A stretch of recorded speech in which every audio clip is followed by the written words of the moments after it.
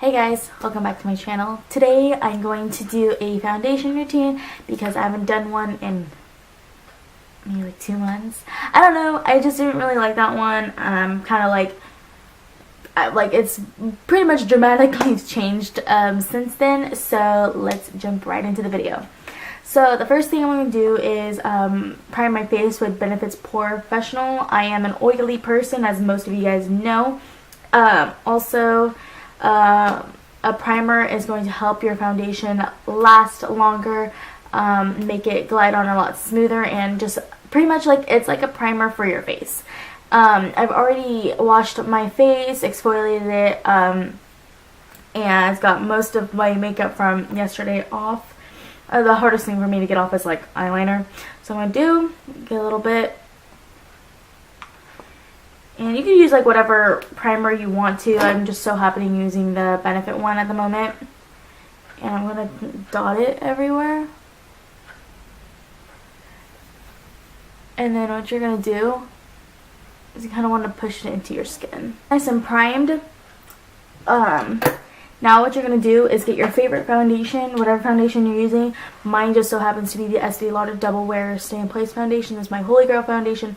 Love it. Just hate the packaging because it's a pour out thing. I hate that one. But my favorite face brushes of all times is the Bare Minerals Precision Face Brush. Nice angle to it. Love it. Can't live without it. Or the Morphe S94 brush. I've talked about these brushes before. These are my favorite. And I would say this foundation is for all skin types.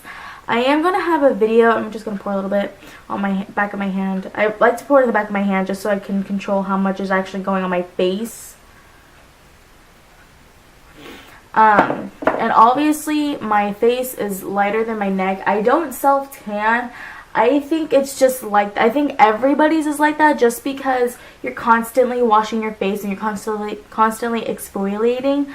Rather in kind of neglecting your neck and your chest. So that's why you match your neck and your chest, because it's relevantly going to show in this area rather than your face, because that'd be really odd. I do like to get a little bit shade lighter because I bronze.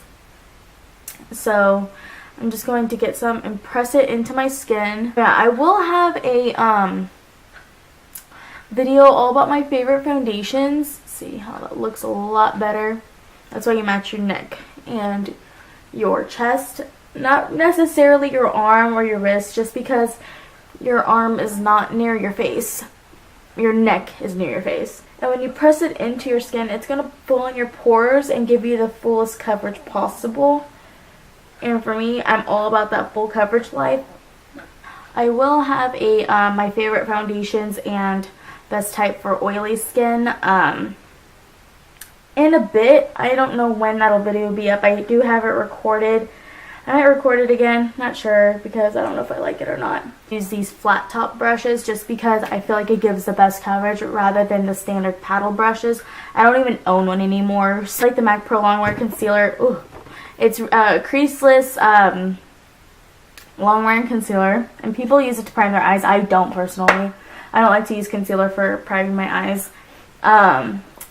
I really love the GLAMoglauge to highlight because it's so light. I really like that as a highlight. Also, LA Girl Concealer. This is amazing. Love it. One of my favorites. Also, the Maybelline Fit Me Concealer. That's a really good one. And there was another one. Oh yeah, the Benefit Erase Paste. I used to use that for like canceling out my under eyes, but most of my foundation kind of already like did the work for me, so I don't really have to cancel out my under eyes because I do have dark circles. If your dark circles are very intense, I would suggest getting a salmon based concealer, not one that's really highlighted, because that's just going to make it worse. It's going to actually bring out the dark circles rather than camouflaging it, because what you're wanting to do is canceling out, is you want to cancel out your dark circles and not highlight your dark circles, is what I'm saying. So Benefit Erased Paste, that's a really good salmon-based concealer if you have really dark circles, or just right here. That's a really nice one. And so is It Cosmetics Bye Bye Dark Circles or something like that. I'm just going to use my LA Girl concealer because I'm all about that life. It's a little bit neutral, but I'm more of an olive tone, so It comes out a little bit more pink on me, so it'll also just hide darkness as well, in case my foundation didn't pick it up.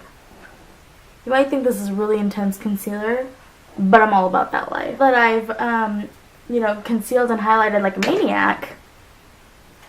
I'm going to get some more concealer. I'm going to use the GLAMoglauge concealer. I used to use this for my under eye, but I kind of like it as a highlighting for my T-zone better. So what I'm going to do is get a little bit, because this stuff is intense. It seems like it's a little bit more runny, but it claims as its full coverage, but whatever, I don't really pay attention to that of this product. What I'm going to do is get a little bit, see how intense that is? Pretty, huh? I look like a tribal, this guy. But I do love this as a concealer blender type of thing. So I'm going to blend this, and since I put so much, it's not, this beauty blender is not going to make me look cakey, just because it does soak up the excess product, and it not necessarily shears it out, but it makes it impossible for it to look cakey and come out cakey. Like, you see the difference? As opposed if I used a brush, my brush would have, I just don't like using brushes for whatever reason. I just feel like it steals too much product and you can end up with streak lines anyways.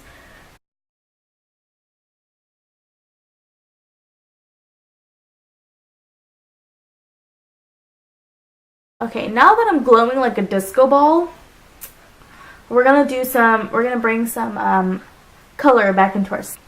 So I'm gonna do not use too much of this, because girl, it is intense, and it can be like a pain in the butt for you to try to get rid of the bronzing. So I use a little amount, because it's easier to build it, especially when you're using something so dark, so much darker than your actual skin tone.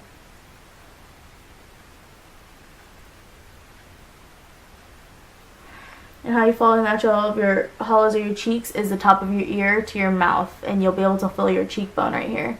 That's where your contour should be. Normally if you kind of like angle your face, you can see where the little indent is under your cheekbone. Expert face brush, it was like $8. So this is really good for foundation, powders. It's seriously the multi-user of a brush, and I fell in love with it the day I bought it. Is do it this way, and I'm going to blend this out. You don't really want to disrupt where your highlighting was. What we're doing right now is sculpting and framing our face with the bronzer.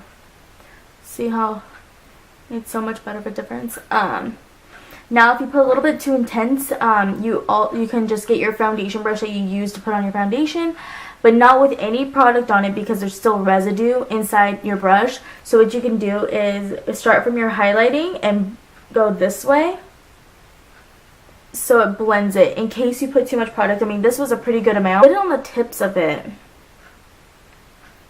Of that. I think I grabbed way too much. But what I'm going to do now is on the apple, not necessarily like the apples of my cheeks. I'm not going to focus it right here, because this kind of gives you like a doll-like effect and more of like rounded rosy cheeks. I'd rather have it just like blending and fading up into my contour, my hairline. And so what I'm going to do is kind of dab it and blend it this way. If you don't know what the apples of your cheeks are, there are these little things that you can pinch, pretty much like right here. Those are your apples of your cheeks. My foundation brush, again with no additional product, and do that. It really just cleans your contour up. Like get a little bit of this, but grab more of this shade. I don't even know what these shades are called, whatever, I don't even care, I'll just point. And I'm going to get this MAC 130 brush, I believe. And it's like a nice little dome shaped. And what I'm going to do is focus that more on the back of my ear, and then kind of blend it down. The cream contour, just because like I feel like if you use all powders for the contour and stuff, it kind of just fades away a lot quicker. And it's almost like the cream is almost like a base for the powder products, because like once it fades, you still have the cream under it. And this is all an illusion. Use whatever blush you want. I'm just using this one. And I'm going to pretty much go over everything I just did with the creams. Contour palette. You can get whatever highlighter you want, doesn't really matter. I'm just going to get the little tiny shimmery shade. I really wish there was a mirror on this. Like, how many times have I done this and there's like no mirror? And I'm not fond about glowing like a disco ball. I'd rather be more of like a matte, like a demi matte, natural matte. I'm more about that life. So I'm not the type of person that wants to glisten because I'm so oily and I live in a very, very hot climate in California. Sigma E25 brush, and I'm going to get this shade right here in the contour kit. I'm going to get a little bit, and what I'm going to do is contour my nose. I don't really like to use cream contours for my nose.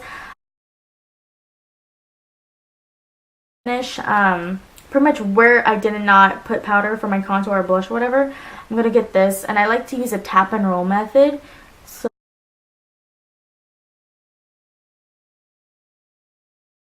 banana shade, or mix these two together, whatever. You can use Ben Nye, whatever you want. And I'm just going to get this brush. This is from Crown Brushes. I don't even know what the heck this is. It's just like a pointed brush.